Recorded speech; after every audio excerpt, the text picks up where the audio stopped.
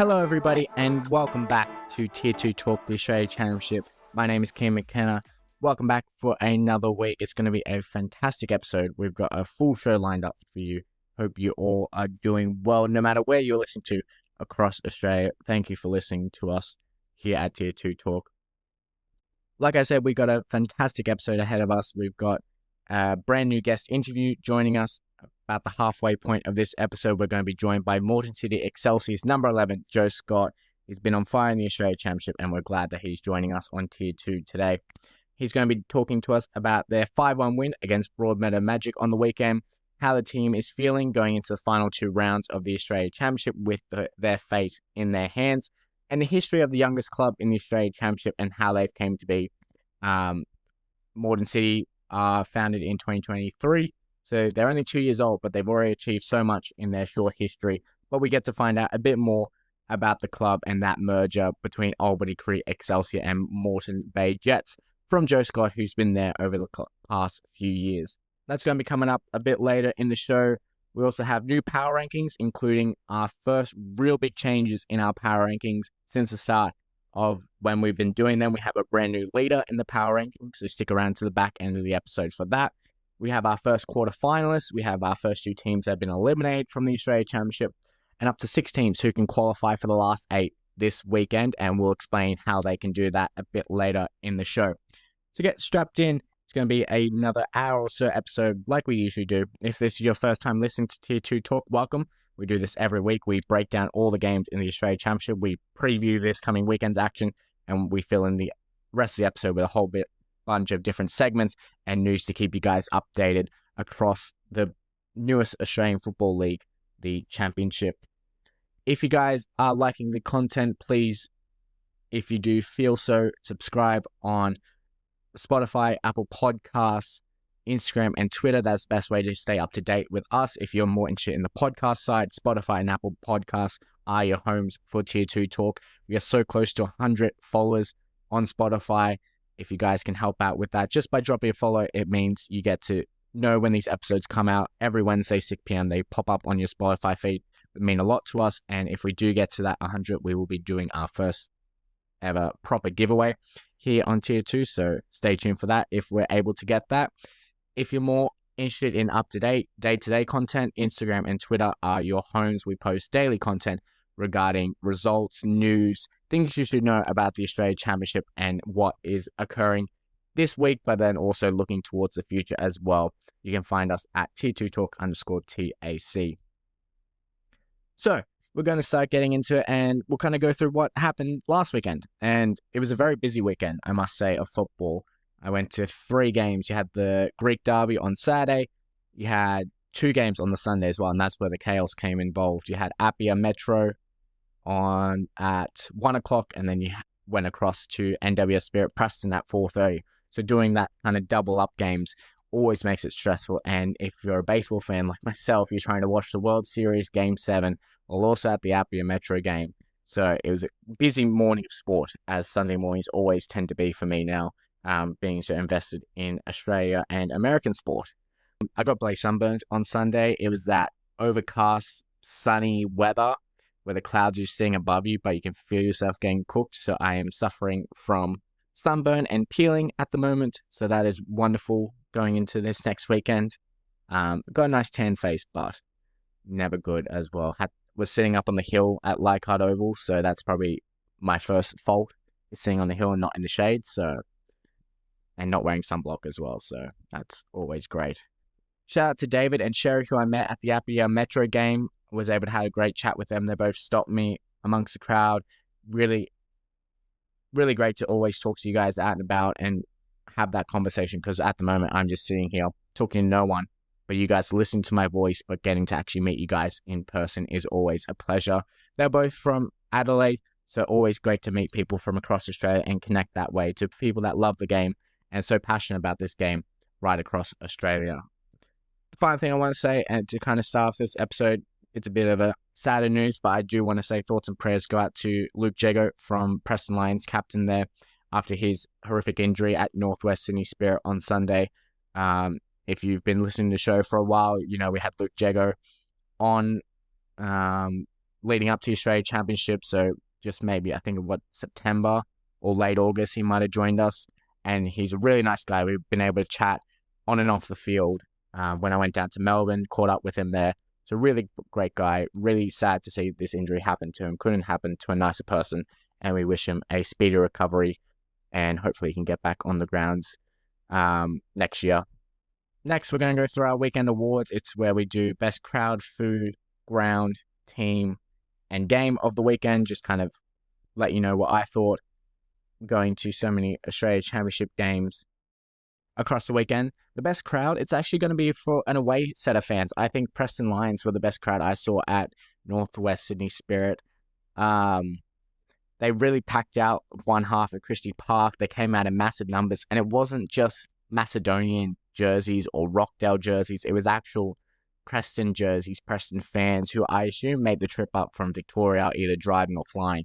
So it's really cool to see such a good away sport come up from that. I think also South Melbourne do need to earn some props. They had a good away contingency as well. They had some smoke bombs. They brought an actual flare in, which wasn't the best look, because the first goal they left the smoke bombs. You're like, oh, that's really cool. And then the second goal they left with actual flare. And I'm like, that's going to get you in trouble there, lads. So best crowd goes to Preston. Best food, it's going to go to not Sydney Olympic. There's a story behind this because, you know, even Joe Kay said on his little, what was it called? Like reviewing the grounds. You go to a Sydney Olympic South Melbourne game, Greek versus Greek. How do you not have any Greek food? They had a Greek food against Broadmeadow Magic in their first home game. And then this game, when you have all the Greek community coming to this one game, they do not have a single Greek food truck. I brought my girlfriend to this game in the hopes that she could get on board with football through Greek food. I said, look, there's going to be Greek food. I'll get you Greek food. I can watch football. You can be happy having the Greek food. And I messed up because I thought there was going to be Greek food, but clearly not. Sydney Olympic just wanted to screw me over by not having Greek food. So that's why they're not getting the best food this week, because if they had Greek food, it would have been fine. So the best food goes to Northwest Sydney Spirit this week. I think their canteen is probably the best I've seen across all the grounds of the Australia Championship. Really just stocked canteen, and I was kind of bummed that I was on the field for the whole game getting videos for you guys because I walked past the canteen at the end of the game. They had banana bread, muffins, chocolate, red frogs, schnitzels, burgers. Like, it was a full lot. It's a proper canteen. So I'm really jealous about that. Best ground goes to Leichhardt Oval. I think what they've done in terms of fan activation, getting fans in the door, they got 3,000 the other day. I think it's a really good setup they have at Leichhardt. They've added the scoreboard as well in the right-hand side. They had digital marking board down the front. Now, I think that might have been because of Sydney FC as well. Sydney FC's playing their home games there, so that might have mean they've just left the video scoreboards in there for Apia. But it adds a whole lot having that video scoreboard there at Leichhardt. They're still missing one or two food trucks. They need a little bit more food options, or not options, but, you know, where you can get them from around the ground. But, you know, it's a work in progress. The best team I saw is Preston. I think going away at Christie, you know, haven't won a game. You need points. Your captain's gone down halfway through.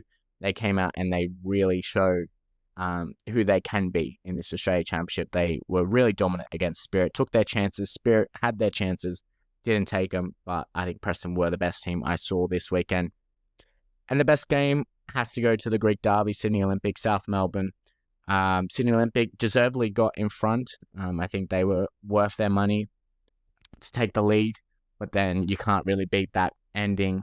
South Melbourne got one in the 82nd, brought the game to life, and then Olympic had a chance, say they got up the other end, score in the 92nd minute. Crowd was there, and it was just a really good game there. So that's my weekend awards for the last weekend. And the last bit of news we have to go through is this week's Team of the Week for round 4. Came out yesterday. So starting goals, you have Marconi Stallions goalkeeper James Hilton. Back 3 consists of Lachlan Barr from Metro Stars, Brendan Kelly in West Apia, and Jake Trajovski from Preston Lions. Midfields Ali Agwal from Sydney Olympic, Luca Tevere from Avondale, Sertei Morai from Moreton City Excelsior, Jordan Lampard from South Melbourne, and Jason Romero from Preston Lions are your midfield five. And then up top, it's a front two striker pair of Bruno Fornaroli from Avondale and Christopher Jacksons from Bayswater City. And if you guys want to know a bit more as to why these players were selected in this week's Team of the Week, you can read my latest article on the Australia Championship website. If you head to theaustraliachampionship.com, you'll be able to find Team of the Week Round 4, key players earn vital points in the fight for final positions, my article there, and you can read a bit more as to why those players were selected by our group of commentators. Now, that's kind of all the news we have to go through to start this episode, and we'll get started with our Round 4 review, starting off with the Halloween clash on Friday, October 31st, in what was a rainy and stormy start to the weekend. It was a 1-1 draw between Marconi Stallions and Heidelberg United, two standout performances from James Hilton and Yaron Souza in both nets for both sides. I said last week that this game would be decided in the defenses, and the two keepers did stand up tall and really held out with some really great attacking moves from both Marconi and Heidelberg. Marconi did take the lead in this one, the first time the Burgers have been behind all tournament, so a really good effort there from the Stallions, though the persistent group leaders answered back and walked away with a point. I think both sides, it's a good point for them, who stay within touching distance of each other. Heidelberg still 3 points clear of Marconi. Marconi still just a point above Wollongong, but remain in second. For Heidelberg, though, they will have to wait till this coming weekend to secure their quarterfinal spot. They could have done it with a win last week, but I think after the conditions, the delay of the game, the travel, I think a point was a good result for them. Kicking off Super Saturday, it was Canberra Croatia and Avondale FC, and Avondale ran bright in the nation's capital on Saturday. 4-1 winners in this Group C clash that helps the Avengers pull away in this very tight group. Fornaroli, Tevere, and Cuba with 2 were your goal scorers in this one. But the best goal of the game came from Canberra's Keegan Vucic, who scored a consolation screamer with 5 minutes to go. Avondale take a huge step towards the quarterfinals, now 3 points clear of both Preston and NWS Spirit. Though the job is not done, though they remain home for the rest of the group stages, which is sure to help the Avengers there. For Canberra, they're still in the hunt with results going their way. 2 points behind second place Preston, who they play this weekend. They did beat Preston at home in the return fixture, though that was at home. This time they will have to travel down to Janstil Stadium this Sunday in what will be a huge 6-pointer, but we'll talk about that a bit later on in the episode. Moving on to the 3:15 game, the Greek Derby, and the Greek Derby did not disappoint once again. The return fixture in Sydney was very similar to that opened the Australia Championship just less than a month ago. Ali Algual opened the scoring once again, seeing down Marko Jankovic in a wonderful solo effort that gave Olympic the deserved lead. South Melbourne failed to create many chances, with the side missing the attacking edge and linking play of Manuel Bernarda, who was suspended for his straight red card in round 2, so you're still missing that kind of linking play from the back line to the front line and that key movement in around that 10 position. The similarities between this game and the one on October 10th continued, with Jordan Lampard scoring once again against Olympic. Off a corner, he fired the ball back through a crowded 18-yard box and past Gibson in the goal to restore parity for the Group A leaders. 1-1 going into 90th minute, this Greek play had one last act in it, and it came through Bilal Habib off the bench, wrote his name into South Melbourne folklore, scoring a 94th minute winner that booked their spot in the quarterfinals. For South, they are the first team into the last 8 and remain the only team to win all 4 games of the group stages. Sydney Olympic, they defended valiantly. Ziggy Gordon had a standout game, but back-to-back errors cost them, and now they're third, heading into a huge 6-pointer this week against this team that we're about to talk about next. It's Moreton City Excelsior. Moreton City, Broadmeadow, the first game on the Sunday to kick us off at Perry Park, and Moreton City were able to climb up to second in Group A after the Sydney Olympic result, but also after a 5-1 demolition of Broadmeadow Magic. It was a fast-paced game, with Magic opening scoring through Jared Baker, though the lead would only last so long, with Scott and Kojima scoring twice in the space of 4 minutes to give Excelsior the lead after just 17 minutes. Though a second yellow card for James Cressler just before the half-time break turned the tide in this one, and from there it was Moreton's game to lose 2-1 up going into the half-time break. 3 second-half goals, including an Andrew Pengelly double, completed the rout. We'll talk more about what this results mean for Moreton, with Joe joining us a little bit later, but for Broadmeadow, they really need to click the reset button quickly. They do have to travel to South Melbourne this weekend, and if they want to get out of this group, then they will not only need a result, but they need to beat the undefeated Hellers. The game I was at the 1 o'clock time slot on the Sunday was West Apia and Metro Stars, and this one was a really tight battle at Leichhardt Oval between two teams that are competing for the last spot out of Group D. Apia weren't as free-flowing as they usually were, with Metro's low block working to perfection. Once they set up their defence, Metro, the counter-attack was always on, and they took advantage of it. Michael Chinadini gave Metro the lead just 10 minutes from halftime stoppage, tapping in a squared cross, Christian Sotira. Metro would have a couple more chances in the second half to secure all 3 points. They were unable to capitalise, leaving the door open for Apia. Brendan Kelly would finally break the door in the 93rd minute via a corner. His towering header rescued a point for Apia, who remained 3 points clear of Metro as they head to Sydney United this weekend.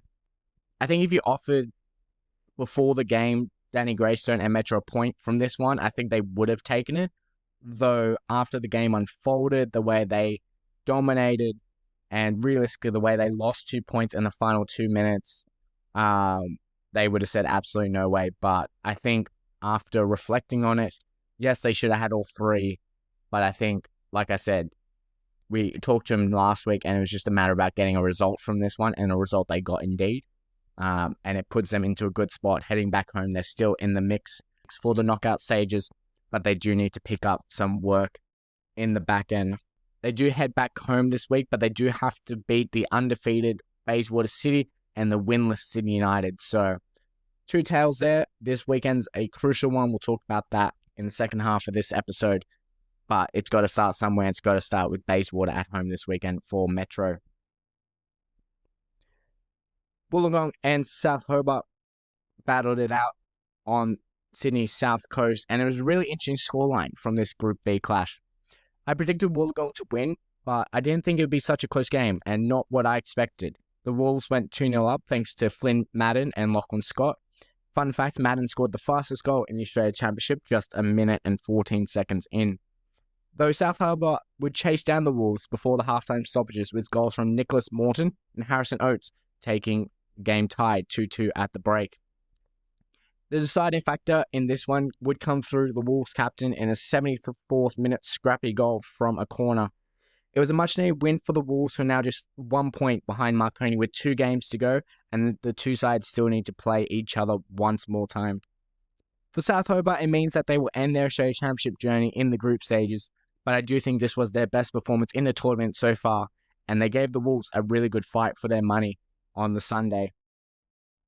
NWS Spirit and Preston Lions was your Sunday 4:30 game at Christie Park. It was a dominating win for Preston in a much-needed game in the race for the final 8. Jason Rera with a first-half double was just what the Lions needed in this crucial game at Christie Park. Preston would secure all 3 points, with Brandon Lawton tapping in a third, capping off a fantastic afternoon for Preston. Spirit would get a consolation goal from a long-range effort from Simon Nichols. Though the 3 points for Preston would not come without sacrifice, as we talked about already, their captain Luke Jago suffered a horrid leg injury that will leave him sidelined for months. The result does put Preston into second ahead of Spirit, still tied on 5 points each, but Preston are heading back to Victoria for the remainder of the group stage. Spirit, on the other hand, they didn't take their chances in this one. They had plenty of chances at 1-0 down to really get back in this game and get a roll. But you go 2-0 down, there's a big stoppage for Luke's injury. It does kind of kill that momentum. And second half, they had their chances, but I think Ryan Scott in the Preston goal had a really good game as well, and he was another key factor that decided this one. Unfortunate not to get the clean sheet to kind of show it off 2 weeks in a row. But the Preston's defense is really tightening up. They have only conceded 1 goal in their last 2 games, and I think that will need to be a key factor for them moving forward in the last 2 group stages. Spirit will go on the road for the rest of their group stage campaign. They have to go to Avondale this week before going to Canberra on the final day of the group stages. So really interesting to see how this one plays out. Group C, the tightest of all the groups. We'll go into where the groups stand, how teams can start locking in their quarterfinal spots after the Joe Scott interview. So we'll talk more about that situation there in Group C and how it's unfolding to be one of the tightest groups in the championship. The final game of round 4 ended in Western Australia between Bayswater City and Sydney United at Frank Drago Reserve. And Bayswater got a perfect 9 points from 9 points in their home stint to go top of Group D after a 3-2 win over a 10-man Sydney United. The first sway of momentum went in favour of the home side as Jordan Ivanovic, on his Australia Championship debut for United, got a straight red card 5 minutes in after a very nasty challenge. If you've seen this, his foot basically hits straight into the chest of a Bayswater City player and kind of left the referee with no decision but to give the young man a straight red card. From there, Basie would take the man advantage and use it in their favour. Giles Davies and Christopher Jackson scoring twice to give them a 2-0 lead at the break. The Bayswater captain would get involved on the action with a third before Sydney United did show signs of life, and they did draw 2 back through Kyle Chimente and Aidan Milicevic.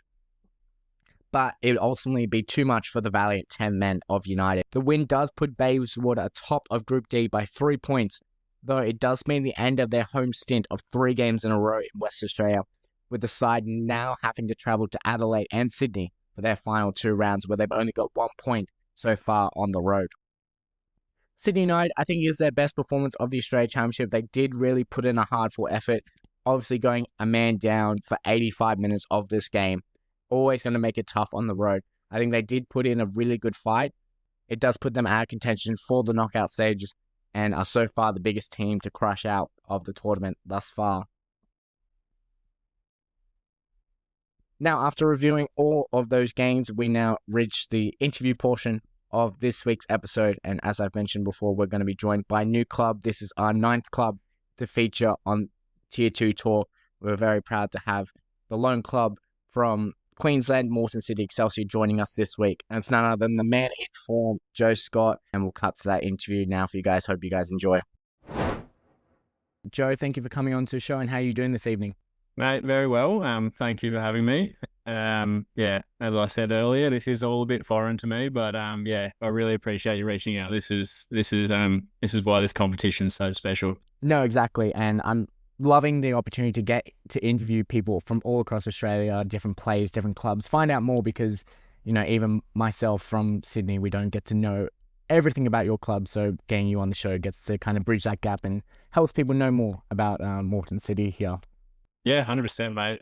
Yeah, it's awesome. I mean, never in a million years would I thought this would be happening, but yeah, it's all part of the experience. It's great. Perfect. Let's get cracking into it. So you had a fantastic day at home last weekend, 5-1 winners, and you scored a peach of a free kick, I must say. How impressed were you about that performance, and also your goal, of course? Mate, yeah, I mean, it's been very up and down for us. Obviously, we had 2 rough defeats on the bounce. Our only points coming from Broadmeadow. But I feel that we're only going strength to strength. Obviously, it's yeah, the whole novelty of the Australian Championships has started to sort of wear off, and now we're really focused on progressing through. All we're really focused about is getting as many points as we can in the group stage and just continuing to build on what has been an amazing year at Moreton City. Obviously, first-time premiers for us as a club. And yeah, we really just want to keep building on yeah, what we've shown all year. And then yeah, continue to progress, obviously. Quarterfinals is within our grasp. Obviously, we don't want to get too far ahead of ourselves. We want to take it one game at a time. But yeah, I think the result on Sunday definitely has pushed us forward a little bit. And if we just continue to build, we can see some results come through for sure. Yeah, definitely. And towards the back end of this interview, we'll kind of talk more about how you guys are sitting and how you guys are faring. But just in terms of like your free kick to start off with, I've seen a few of your goals. They're some spectacular free kicks. Have you always been, a keen eye to take free kicks, or is it something you just worked on over the years? Oh, mate. Yeah, I mean, if you talk to a few of my coaches, they may say that that's something that I strive in. Obviously, dead balls is a huge opportunity to create and score goals, and yeah, obviously, I was very pleased with the goal. Yeah. Yeah, it's always nice to contribute in any way, but yeah, when it comes from a dead ball like that, yeah, it does feel a lot better for myself, that's for sure. Yeah. And that's not the only goal you scored this Australia Championship. You're 3 games, 3 goals. You're in the race for the Golden Boot at the moment. How have you managed to be so clinical in front of goals, and then how do you continue this great run of form that you're in? I think, yeah, belief in myself is obviously something that builds on a stage like this. I feel that at times I can be hypercritical of the way I play, and yeah, just sort of rolling with the form. When the ball hits the back of the net, obviously it gives you a huge boost. So if I can keep running with that, that'd be awesome. But yeah, anything I can do to help the team, I'm always happy to do. Now, to kind of look more at Moreton City and the club they are, you've been with them the last 4 years. And you were actually with the club when they did this whole merger between Moreton Bay United and Albury Creek Excelsior back in 2023. Yeah. For myself, and I'm sure other people who have only kind of learnt about Moreton City over the last, say, couple months with the Australia Championship, what have you seen from, say, the back end of the club with this merger that's made you the club you are, and gained the success that you guys have been this season?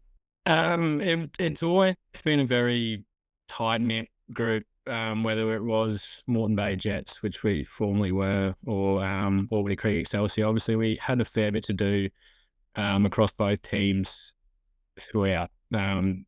Even when the clubs were separate, obviously we were pretty close with the Ace boys, and then yeah, vice versa. So being the community club that it is, it's very easy for the mergers to happen, I think. Obviously, everything was intertwined already, so it just made sense to build it into one entity. And then, yeah, it's worked out to be able to push us onto the national stage within the first 3 years of the club actually coming to fruition is quite impressive in itself. And I think obviously it comes from a rich history with Ace. They were the older club for sure. Moreton Bay United were only founded in 2012, so um, yeah, there is deep history within and around the club, but yeah, obviously we are a very young club in comparison to a lot of these other clubs in this championships. But yeah, I mean, yeah, really, it's just come from a very strong backbone in the community that has just pushed us forward, and I think that's what made that merger so much more seamless. Yeah, and do you believe that kind of helped contribute to your, great success you've had in the last 2 years as Moreton City Excelsior? You've always already won the premiership in Queensland. You were fighting for state cups and grand final glory. So I feel it's been a very good merger for you. Do you feel the same as well?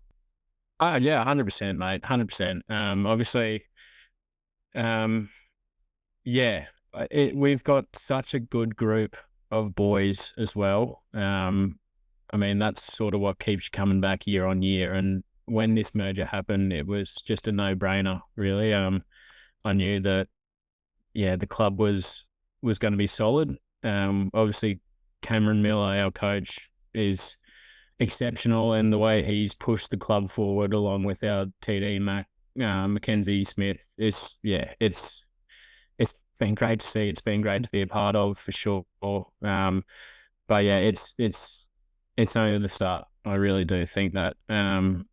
I think Oz Championships every year is something that we want to be striving for now. Yeah, no, definitely. And, you've put in the groundwork there, and you guys are really performing well in the Australia Championship to kind of make that a reality for yourselves. Yeah. So to talk about your current Oz Championship situation, you're sitting second with 2 games to go. You have to travel to Sydney this weekend, and then you welcome South Melbourne up to Perry Park on the final match day. Considering you lost to both of these sides in their first meetings, what do you think needs to change within your team to get results and get points out of these return fixtures?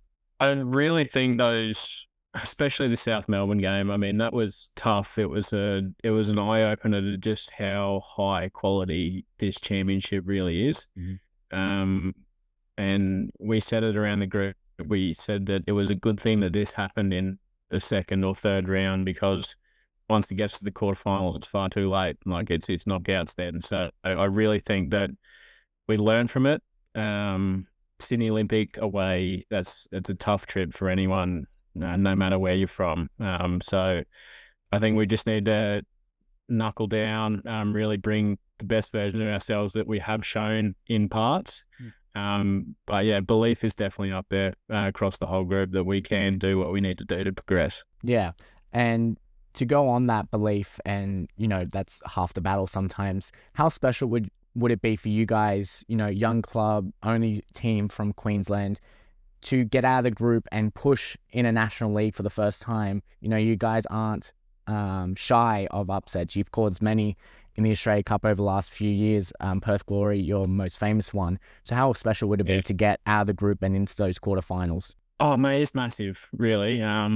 Like you said, being the only representative from Queensland, there is obviously a fair bit of weight on our shoulders, but yeah, we've built our whole culture off being fighters, being believers, and just pushing and pushing. And I really think that the culture we've built will be the biggest thing for us moving forward in this competition. And yeah, while others mightn't believe in us to do well, there's certainly a lot of belief within the group to continue pushing on. Yeah, no, definitely. And to kind of wrap up with my questions is, so this Saturday, you have the chance of securing your spot in the last eight if you can get results your way and other results go your way as well. You've talked about the belief in the group. We've talked about what needs to change for Sydney Olympic this weekend. Do you think that you guys have the ability to put everything together and come away with the points you need at Jubilee Oval on Saturday? Oh, 100%, mate.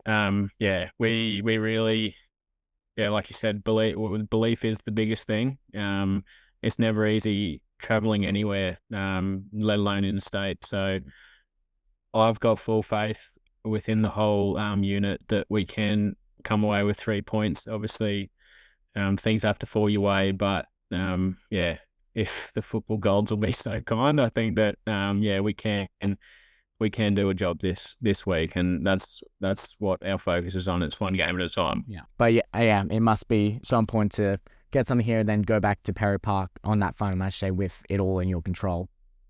Yeah, 100%. 100%. So to kind of wrap up this interview, we're doing something different. The Oz Championship posted that yesterday that is Joe Scott the best player of the Australia Championship so far.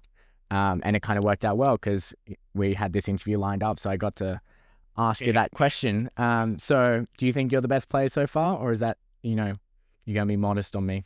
Oh, I'm going to have to be, mate. Honestly, the quality of players that are going around this tournament to even be remotely considered as the best player in this tournament is an honour in itself. Yeah. I mean, yeah, you see in the comments, there's a lot of people that don't agree, and at times I tend to swing that way. But yeah, to me, it's very new, and while I do love that sort of thing, yeah, I think I'll take the compliment when I can get it. It's great. One question that's come up into my mind: are you relishing the fact of getting to play in the Australia Championship?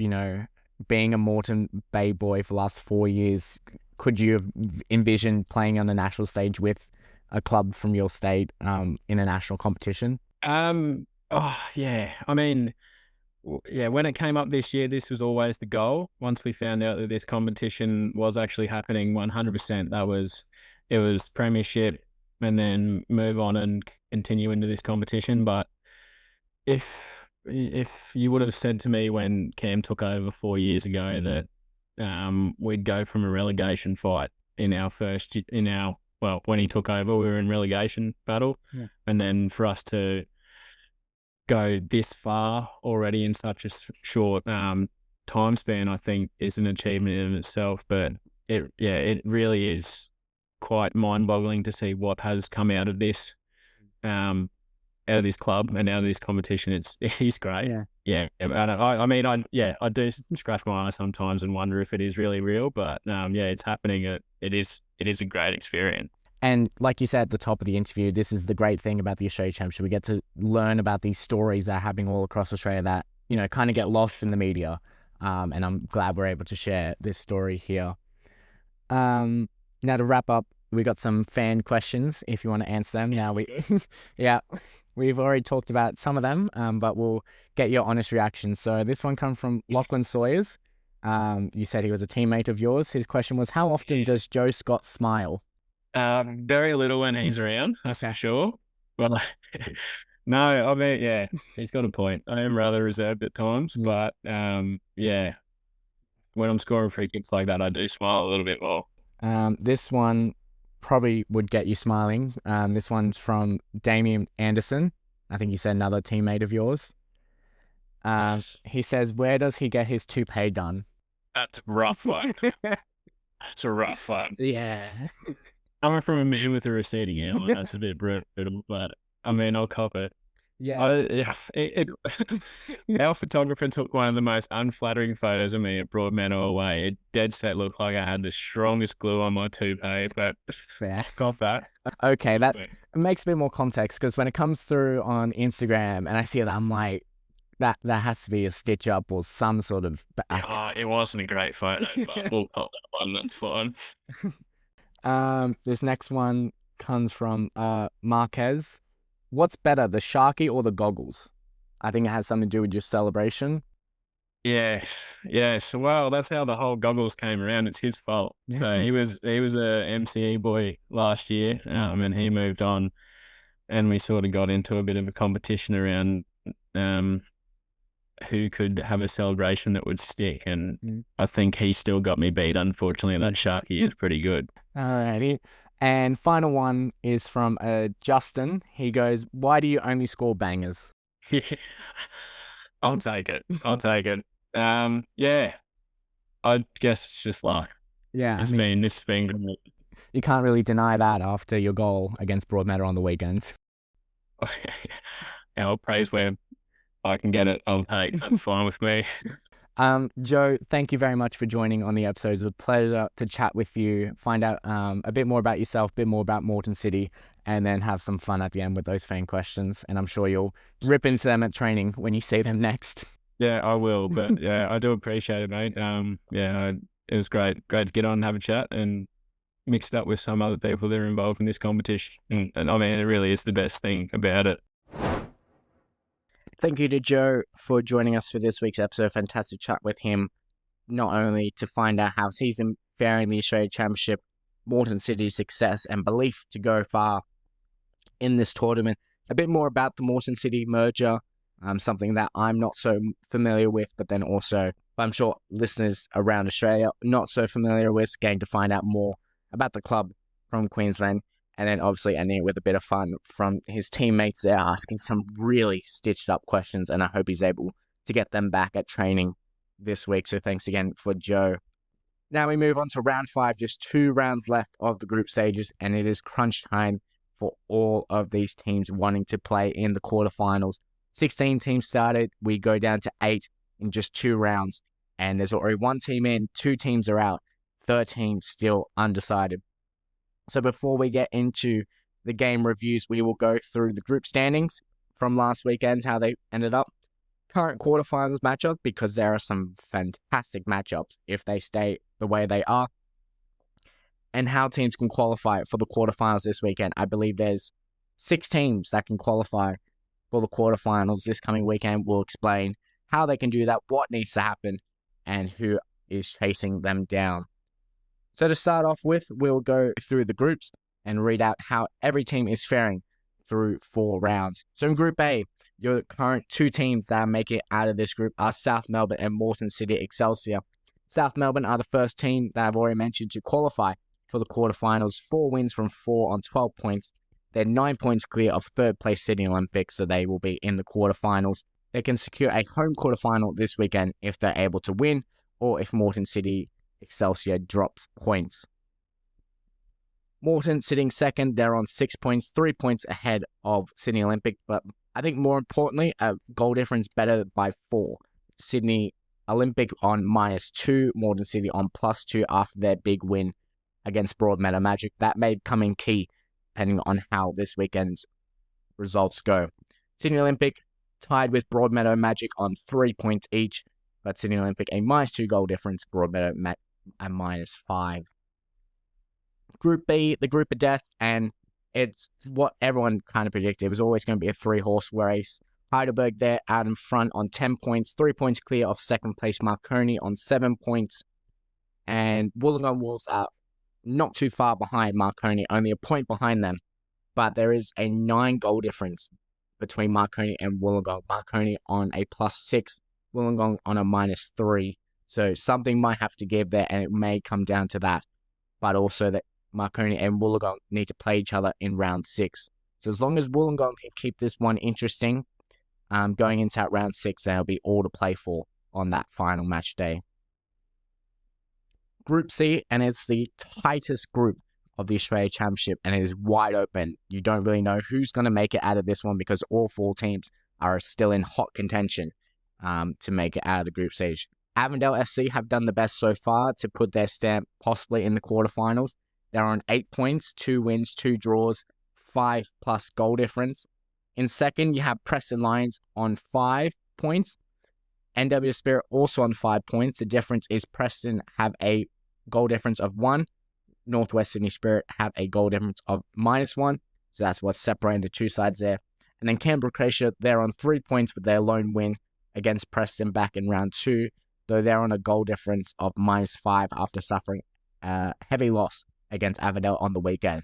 But still, 1 win for Canberra, a loss to Avondale, can really change the reflection of this group going to round 6. And no one from this group outside... Sorry, let me rephrase. Avondale can qualify for the quarterfinals, but Preston, Spirit, and Canberra can still make it in the quarterfinals, just not this weekend. And in Group D, probably the biggest surprise group at the Australia Championship, Bayswater City are now top of Group D with 10 points, 3 wins, 1 draw, goal difference of +3. West Apia, they drop back out of first place after their draw. West Apia, they remain second after securing a late point against Metro Stars. Metro Stars, they're sitting in third on 4 points, still in with a chance, but they need to beat Bayswater this weekend if they really want to push to get out of Group D. And sitting rock bottom of Group D is Sydney United 58. No wins from 4, only the lone point to show for it, so they're sitting on 1 point there.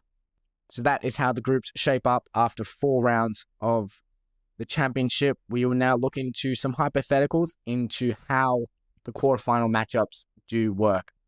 Now, I've already done the math and kind of plugged in the teams, but if you're wondering about how the group stages work, it will be Group A number 1, so whoever finished top of Group A, playing Group C second place. Group B first place will play the second place team in Group D. First place in Group C plays second in Group A, and first in Group D plays second in Group B. So that will mean that quarterfinal number 1 will be a big show, part 3, South Melbourne Preston, and what a fantastic matchup that would be if it was a quarterfinal. Though it only gets bigger from here. Quarterfinal number 2 would be Heidelberg United versus West Apia, champions of Victoria versus champions of New South Wales. Fantastic matchup there, if I do say so. Avondale, they will place Moreton City Excelsior in the current quarterfinal matchups, and Bayswater City would host a home quarterfinal against Marconi Stand in an all-Italian derby there. And I'm looking at these matchups, and I'm sitting here in Sydney, and I'm like, none of the New South Wales teams are, at the moment, having a home quarterfinal, and I'm very tempted to going down to Melbourne if it is South Melbourne hosting Heidelberg and Avondale all hosting home quarterfinals. 3 out of 4 quarterfinals, I think, will be... What a weekend that would be. The games that I'm looking at, it's just so exciting. And I think it's the beauty of the Champions League model. I think I've talked to a few people about this, but I think the Champions League model did cop a lot of slack at the start. It wasn't the proper home and away division like we wanted it. It wasn't the league, blah, blah, blah. But I think what the Champions League model has done is in the interim, it's gotten these clubs into spotlight of a local and national audience, but it's also every game they're playing means something. You can't really slip up. You look at Bayswater. If they won their first 4 games, that's really good. But in a league format, they could easily win their first 4, lose their remaining 8, and then finish like mid-table or bottom 4. Where now you've won your first 4, you're in a good position to get out of the group into a quarterfinal, welcome Marconi, and at home you're undefeated. You have the best home record. Why not go to a semi-final against either an Avondale or Moreton City?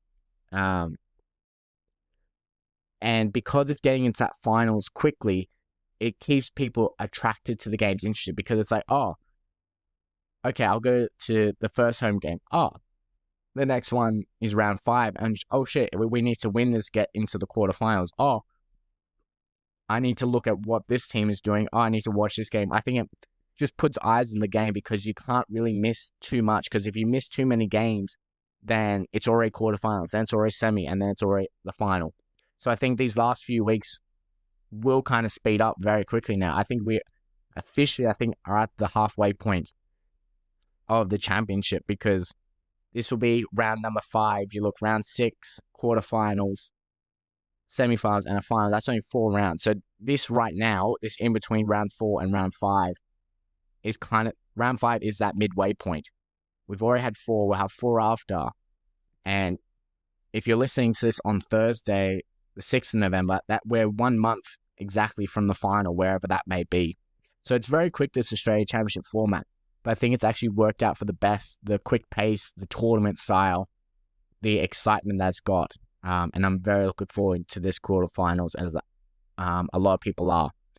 That I posted on the Instagram, a lot of people are excited for all the games. I think Preston, South Melbourne got the highest interest rate, but I think Heidelberg and West Apia was also up there as terms of people interested in going to those games. Now, we just talked about the quarterfinals. We need to talk about how teams can qualify for those quarterfinals. So, as I said, there are 6 teams that can qualify this weekend.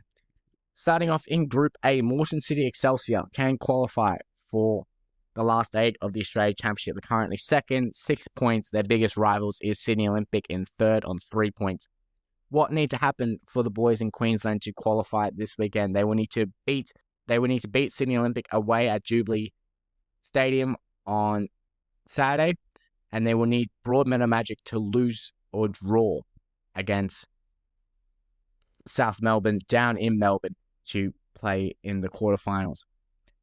Heidelberg United can secure their spot in the quarterfinals, not as first place holders, but just as a quarterfinalist team. Their first 10 points undefeated so far. Marconi's only 3 points behind them, and they play South Hobart. So I think the race for first place will continue on.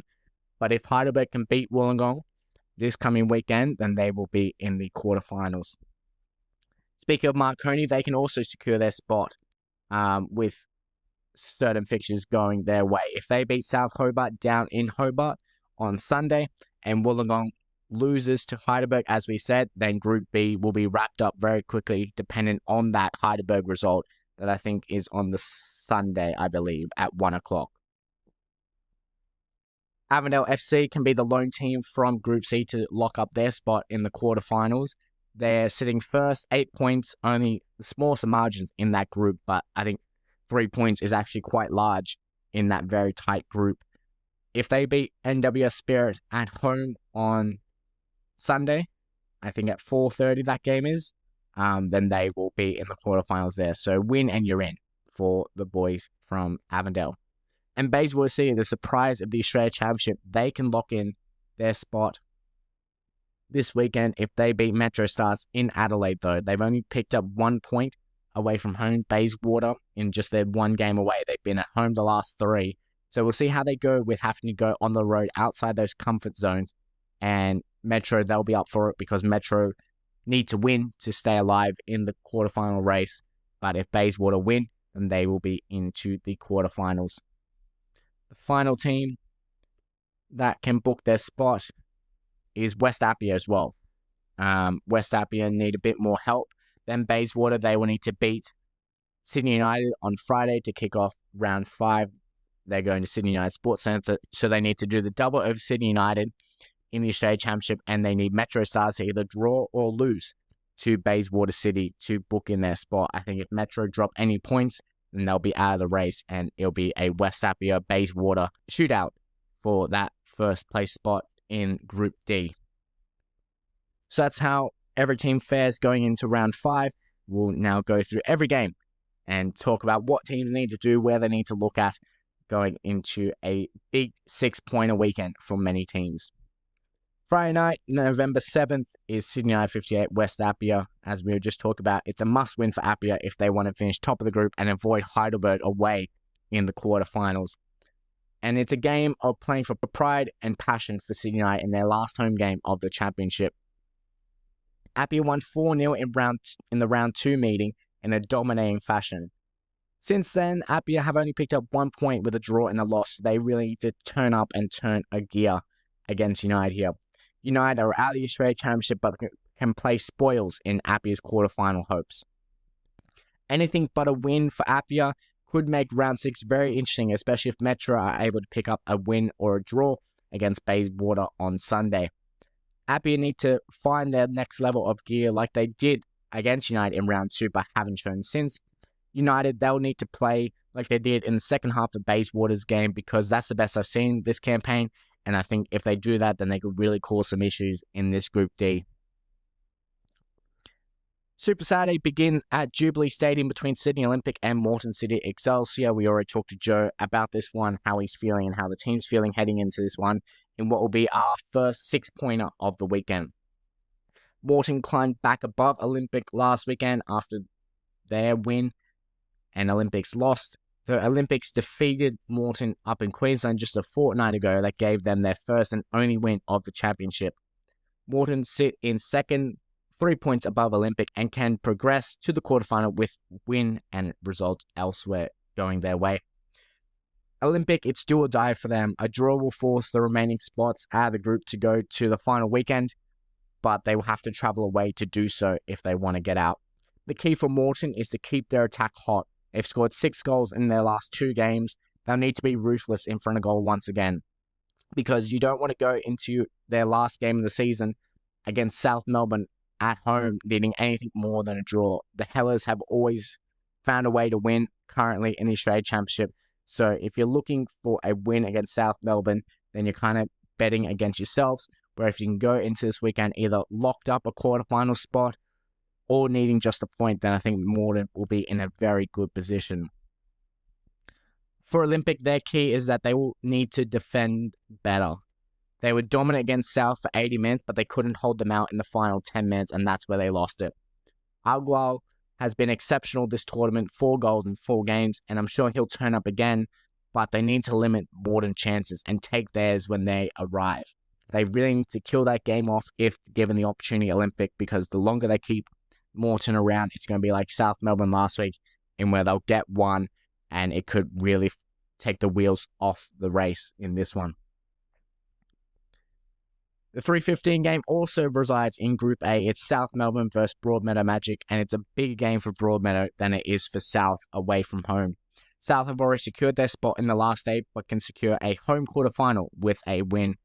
Broadmeadow, like I said, need to reset very quickly. They need a result in Melbourne to have a shot at home on the final day. The positive is that they will know what they need to do going into this game, with Moreton and Sydney Olympics game finishing before theirs. The first meeting of this game just a fortnight ago was very tight, an intense battle at Magic Park, and they did fight South Melbourne all the way, but South eventually showed their class in this first iteration of this game. Souths, I think their biggest concern would not pick up any injuries or suspensions walking away from this game. You're already in the quarterfinals. You're odds-on favourite to finish first in this group, barring a major collapse. What you don't want is to have a key player injured or suspension going into those quarterfinal games, because when you're in those quarterfinals, you're 3 games away from winning the Australia Championship. A red card could mean you miss a quarter or a semi. An injury could mean you're out for the rest of the tournament. So you need to stay fit in this one. For Broadmeadow, they need to make this a scrap like they did at Magic just a fortnight ago. They either need to get an early goal and defend for their lives, or hold out South Melbourne and take their chances, unlike what they did last time against South. They had a chance to go 1-0 up in that one or get 1-1, and they put it wide. It was a 1-1 chance in that second half, or first half, I think. Yeah, it was the first half. But you had a chance then. If you take that, it's a totally different game, totally different result, but they need to really take their chances because South won't offer too many.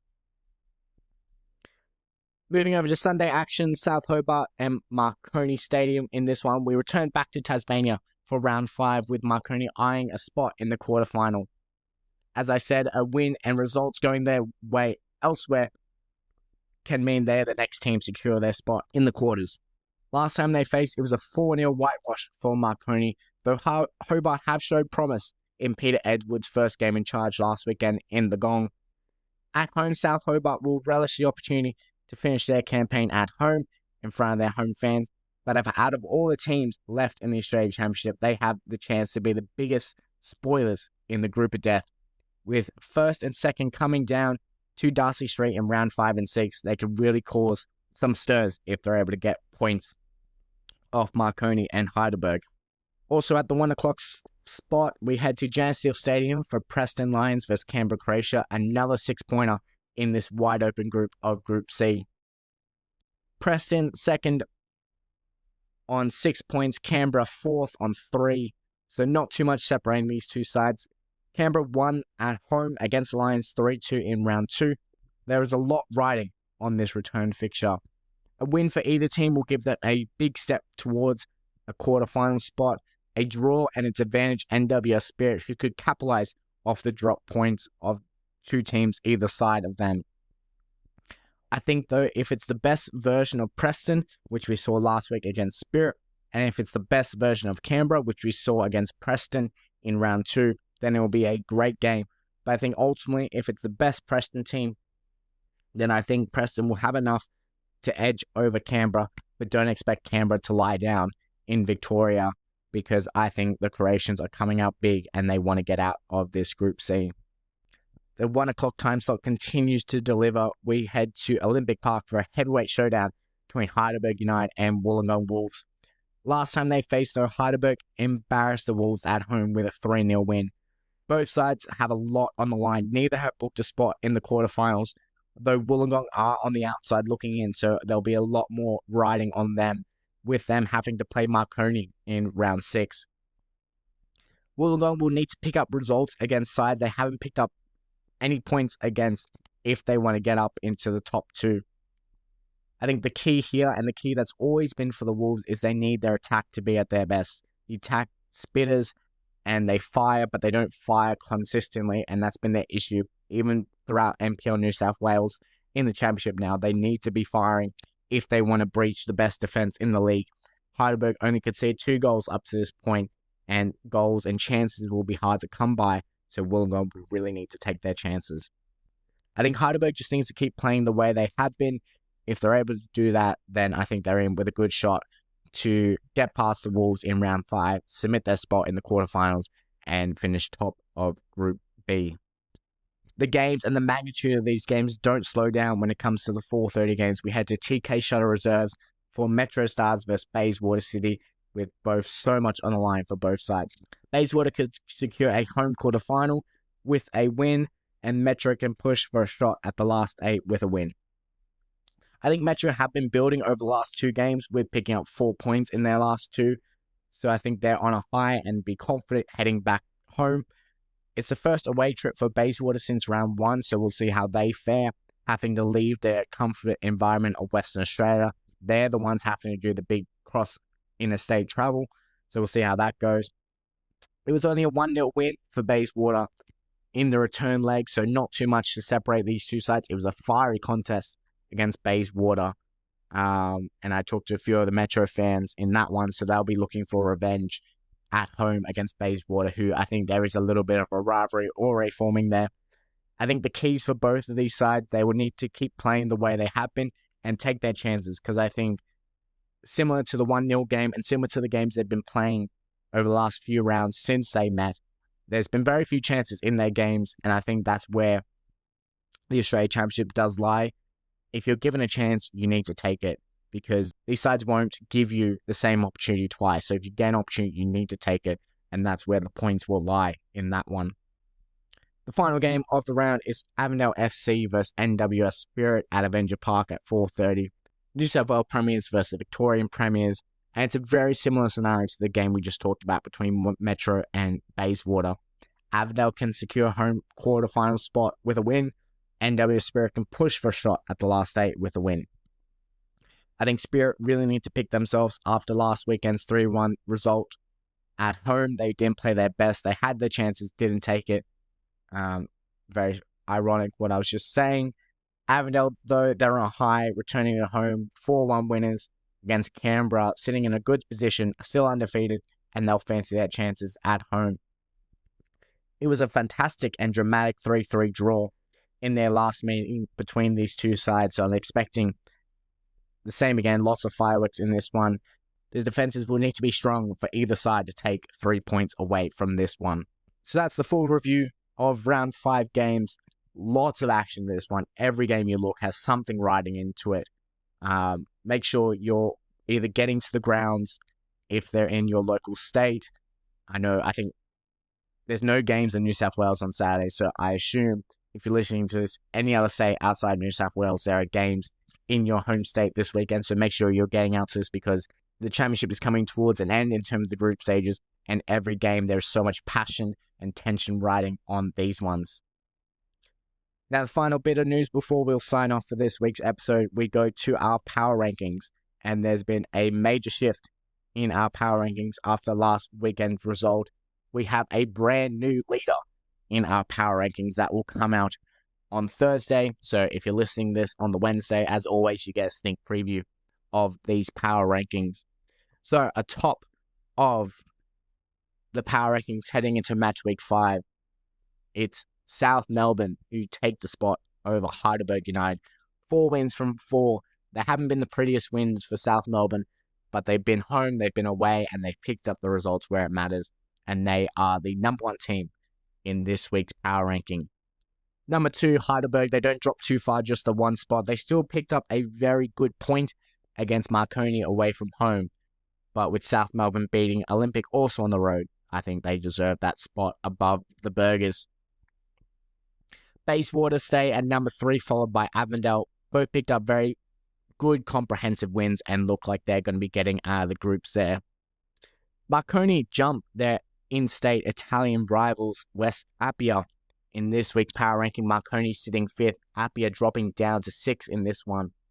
Both sides picked up just a 1-0 result, but I think the point for Marconi against Heidelberg was a bigger point than Appia to Metro. I think Appia, it was a really tough contest for them. They couldn't find the back of net against a very stubborn Metro, I will say. But I think Marconi did take the game to Heidelberg. They took the lead. Heidelberg were always going to come back and, find a way to get something out of that one. But I think from Marconi, they've been building over the last 3 weeks, where West Appia have been stumbling now the last 2 games ever since they've gone to West Australia. So they'll be looking to pick themselves back up. And then in the 7 and 8 spot, we have 2 new teams jumping up into the top 8. They're both sides that picked up really big wins on the weekend. Preston Lions climb up into 7th after their 3-1 win and their first win of the Australia Championship against NWS Spirit. And Moreton City Excelsior return to the top 8, moving just inside there after their 5-1 win over Broadmeadow Magic, a convincing fashion there. So that is your Week 5 power rankings there, and they'll be posted on Thursday as always. So that will be it for this week's episode of Tier 2 Talk. I hope you guys enjoyed this one. A very big episode. These games coming thick and fast. There's so much to talk about. Every single game has some sort of meaning to it. The points are so vital at this stage of the championship. We'll see who can qualify for the quarterfinals this coming weekend. I think we might have maybe 3 new teams qualify for the quarterfinals. I don't know if all 6 that I've mentioned will qualify this weekend. I think there'll be a lot of win and you're in situations in round 6, but I think the championship is providing some fantastic football and some fantastic storylines. And for someone who likes a good storyline going into these games, it is a pleasure to read and find out what these games mean to all these clubs. Thank you for Joe Scott for coming on again. Like I said, the 9th team to join us on Tier 2 Talk. We're trying to get all 16 teams on the podcast at some point. And it was a pleasure to have the Queensland team join us this week. If you did like this week's episode, please remember to like, subscribe, follow on Instagram, Twitter, Spotify, and Apple Podcasts. You can find us at tier2talk_TAC on socials, or just searching us by name on Spotify and Apple Podcasts. Would really mean a lot if you guys drop a follow there. We're trying to build something really special here, and I think we're doing a good job with it. And I hope to be your trusted news source for all things championship moving forward into these final 2 rounds of the group stages and then the 3 knockout stages that will follow. So that will wrap it up for us. I hope you guys enjoyed. Get out to the football this weekend. So many storylines this weekend. Huge matchups all across Australia. Quarterfinal spots on the line, and you can't ask for better football from the Australia Championship. Until next week, I've been Kim McKenna. Thanks for listening, and bye for now.